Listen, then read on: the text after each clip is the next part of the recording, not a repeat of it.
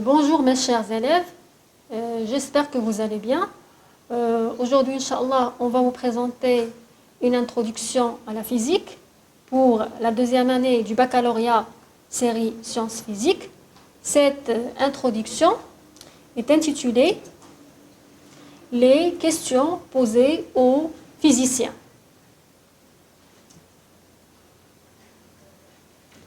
On va commencer par citer les objectifs de cette introduction.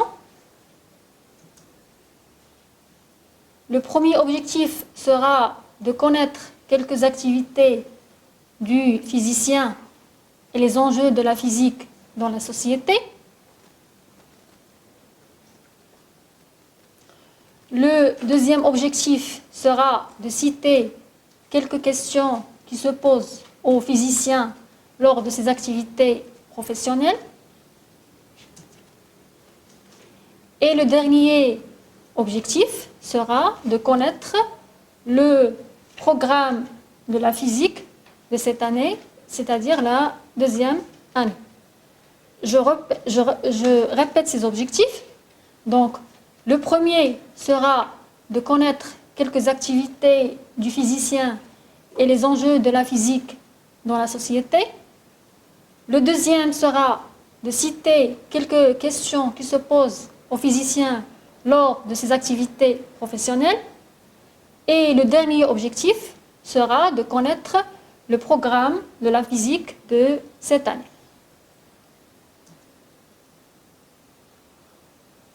Alors tout d'abord, on va commencer par donner une définition de la physique. Alors la physique est une science qui étudie les phénomènes naturels et universels et leur évolution. Elle établit des théories et des lois qui permettent de les modéliser et de les prévoir. Son domaine d'action est l'étude des propriétés et des phénomènes qui affectent la matière inerte.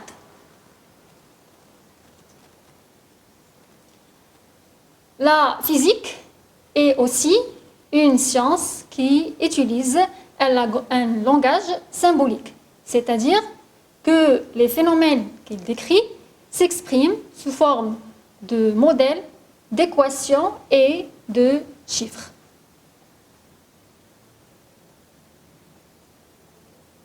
Alors, en se basant sur cette définition, on va poser quelques questions. La première question: quel est le rôle de la physique? La deuxième question: quelles sont les activités du physicien? Et la troisième question: quelles sont les questions posées aux physiciens? Je répète, quel est le rôle de la physique dans la société? Quelles sont les activités du physicien?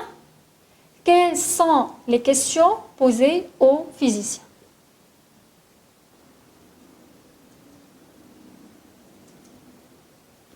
On va commencer par répondre à la première question. Quel est le rôle de la physique dans la société? Alors, la physique joue un rôle très important dans l'évolution scientifique et technologique de la société grâce à sa contribution au développement de plusieurs domaines comme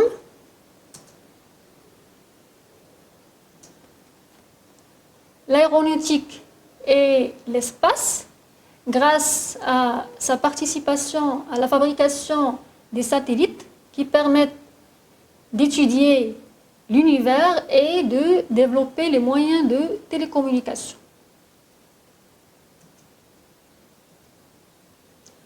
La physique aussi contribue à l'évolution de la médecine grâce à sa participation à la fabrication des appareils qui permettent de diagnostiquer et de traiter les maladies. la physique participe dans le développement de l'énergie nucléaire par l'invention de nouveaux moyens pour exploiter l'énergie nucléaire.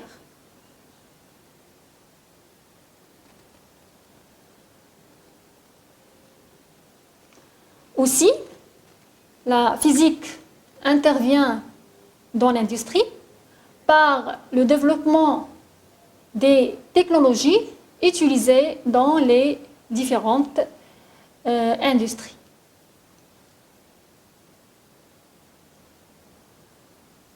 On passe à la deuxième question. Quelles sont les activités du physicien? On va commencer par ses préoccupations.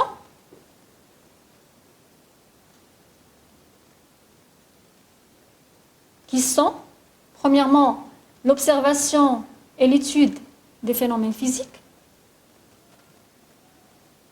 Deuxièmement, le développement des engins dans le domaine de l'industrie et de la technologie.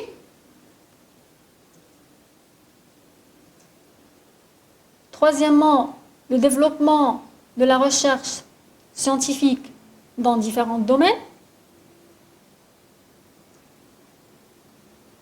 Et, dernièrement, trouver de nouvelles sources d'énergie et contribuer à résoudre les problèmes environnementaux.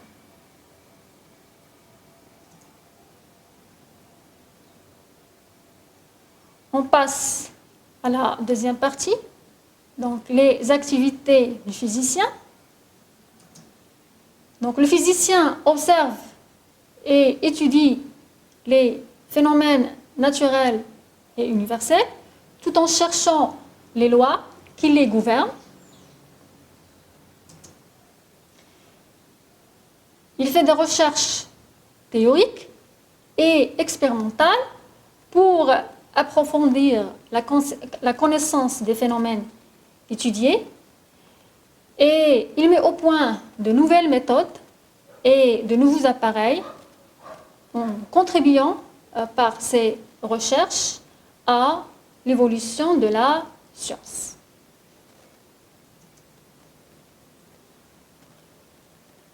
Troisièmement, quelles sont les questions posées aux physiciens?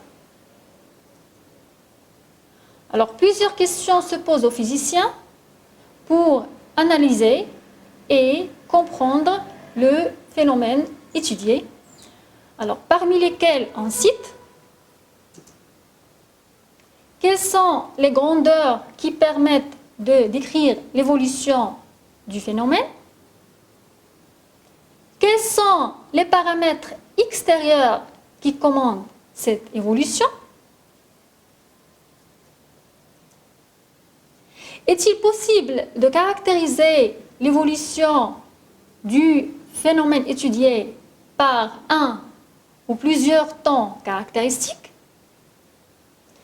L'évolution étudiée est-elle rapide ou lente, uniforme ou variée, périodique ou apériodique? Donc, ensuite, le physicien invente des lois et des théories pour expliquer les phénomènes observés et résoudre les problèmes qui peuvent se poser par l'utilisation des modèles théoriques et expérimentaux.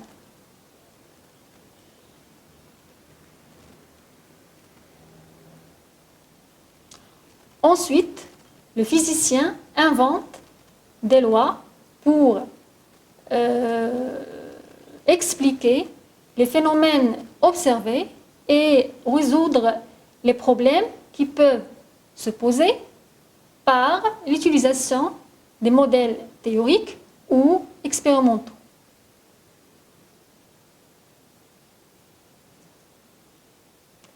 En résumé, le physicien observe le phénomène et il pose des questions, puis il propose des hypothèses en se basant sur ces questions. Ensuite, il vérifie ces hypothèses par des études et des recherches théoriques et expérimentales pour, à la fin, arriver au résultat qui peut être une loi, une théorie, une relation, etc.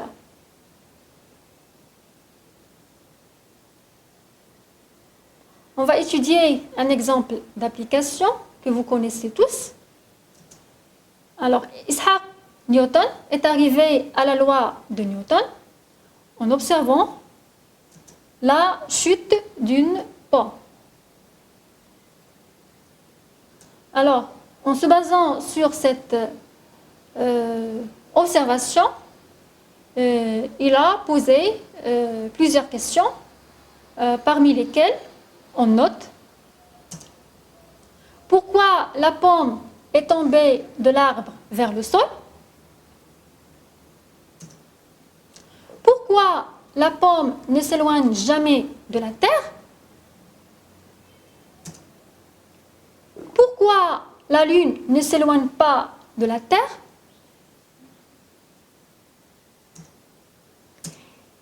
et bien sûr, d'après les recherches et les études qu'il a fait, il a pu découvrir la loi de la gravitation universelle qui dit que les corps s'attirent les uns aux autres à cause de leur masse.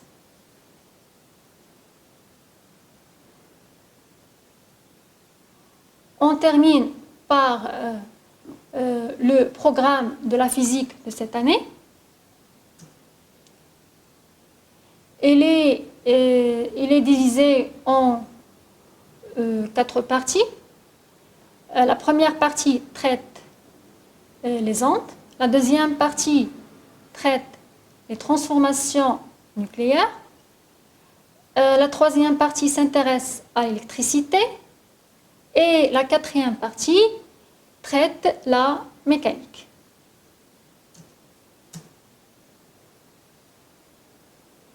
Pour la première partie, les ondes, elle est composée de 3 unités.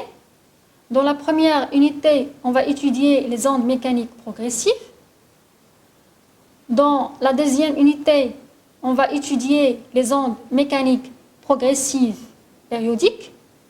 Et dans la troisième unité, on va s'intéresser à la propagation d'une onde lumineuse.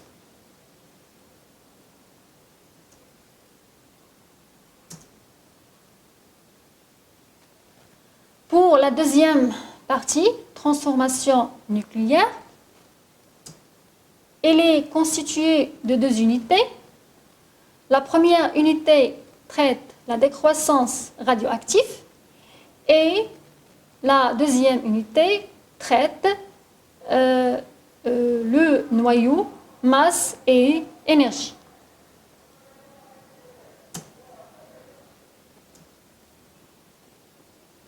Pour la troisième partie, électricité, elle est divisée en 4 parties. Donc, la première unité traite le dipôle RC. La deuxième unité traite le dipôle RL. La troisième unité s'intéresse aux oscillants libres dans un circuit RLC en série. Et la quatrième unité traite les applications qui sont la production d'ondes électromagnétiques et la communication.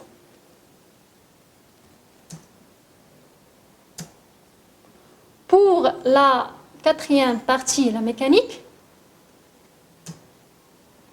elle est constituée de 6 unités. Alors, la première unité s'intéresse aux lois de Newton. La deuxième unité traite les applications des lois de Newton, qui sont la chute verticale d'un solide, le mouvement plan et les satellites artificiels et planètes. Alors pour la troisième unité, il s'intéresse à la relation quantitative entre la somme des moments et l'accélération angulaire. La quatrième unité, elle traite les systèmes mécaniques oscillants. La cinquième unité s'intéresse aux aspects énergétiques des systèmes mécaniques oscillants. Et la dernière unité traite l'atome et mécanique de Newton. Je vous remercie pour votre attention et je vous laisse avec une vidéo sur les travaux d'Isaac Newton. C'était le 4 juillet 2015 aux US à Boston. Et en voyant les lumières des feux d'artifice tomber, je n'ai pas honte de dire que j'ai eu une petite pensée pour le grand, très grand Isaac Newton. Car les magnifiques couleurs de mille feux n'étaient autres que le chaînon manquant entre le quotidien des hommes, qui est aussi le monde très terre à terre de la pomme, et le royaume divin des cieux. Mais pour comprendre ce à quoi je pense, il me faut revenir autour des années 1630, au moment où trois géants des sciences révélèrent un tas d'indices très intrigants.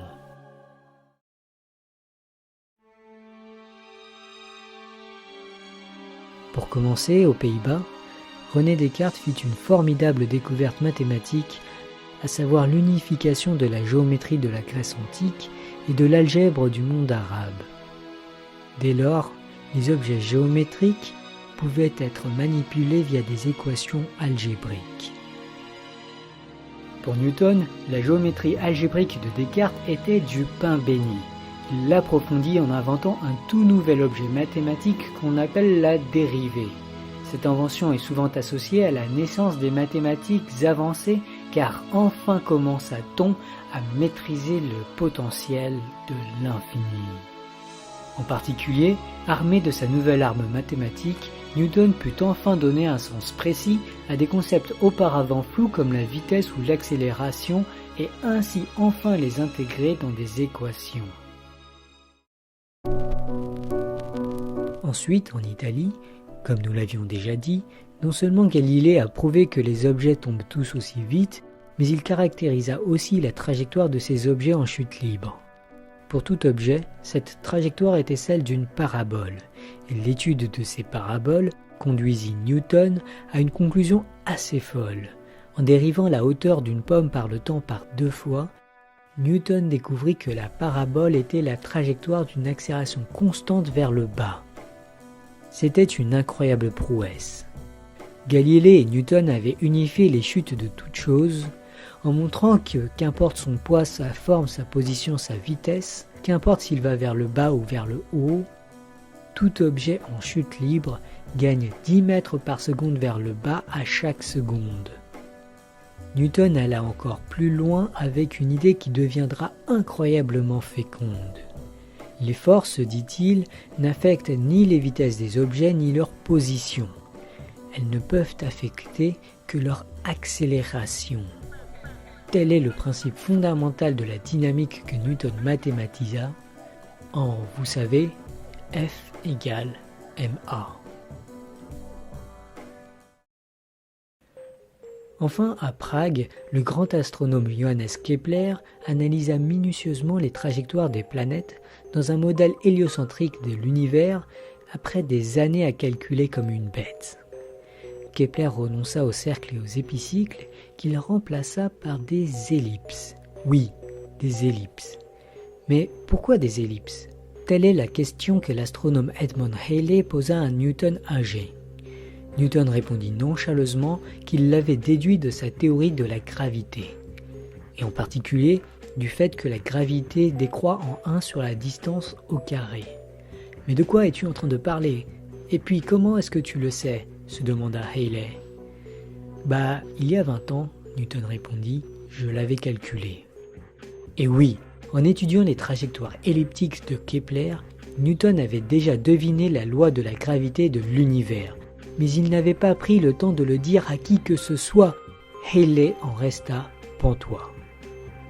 Il supplia Newton de publier sa théorie du mouvement et de la gravitation et promit de payer pour tous les frais de publication. Newton accepta et se mit à travailler dur, très dur, pendant les 18 mois qui suivirent.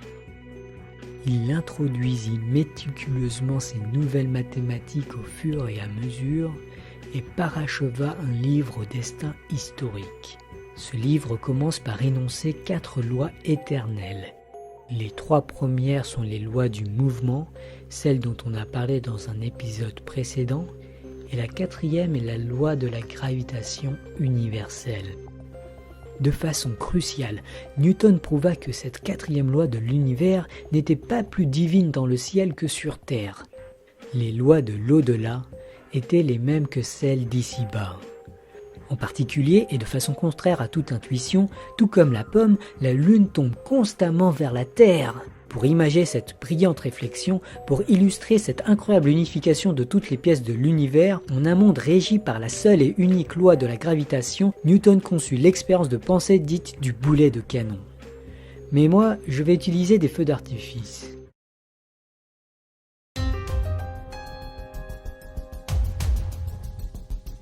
Si un feu explose doucement, alors il retombe selon une trajectoire parabolique. C'est l'une des raisons pour lesquelles j'ai trouvé ce spectacle si magnifique. S'il explosait fortement, alors en principe le feu pourrait retomber à plusieurs kilomètres. S'il explosait encore plus fortement, alors il pourrait même aller à des milliers de kilomètres. Mais comme la Terre est ronde, la trajectoire du feu ne sera pas parabolique. Si le feu explosait encore plus fort, allez, pourquoi pas, on fait de la physique théorique, alors le feu pourrait faire le tour complet de la Terre et suivrait alors une trajectoire elliptique, tout comme une planète autour du Soleil. Cette expérience de pensée est vraiment une pure merveille. Elle montre bien qu'une seule et unique loi de la gravitation suffisait à expliquer à la fois la chute de la pomme et l'orbite des planètes. C'était une incroyable démonstration. Mais surtout, les physiques mathématiques allaient désormais être à la fête. Cette mathématisation des lois de la nature était un projet absolument fantastique qui, pendant les siècles qui ont suivi, allait être consolidé par des générations de très grands génies qui exploitèrent toujours plus le potentiel monstrueux des mathématiques et révélèrent ainsi un univers plus contre-intuitif, plus mystérieux et plus incompréhensible, plus extraordinaire et plus étranger que ce que Newton lui-même n'aurait jamais pu imaginer.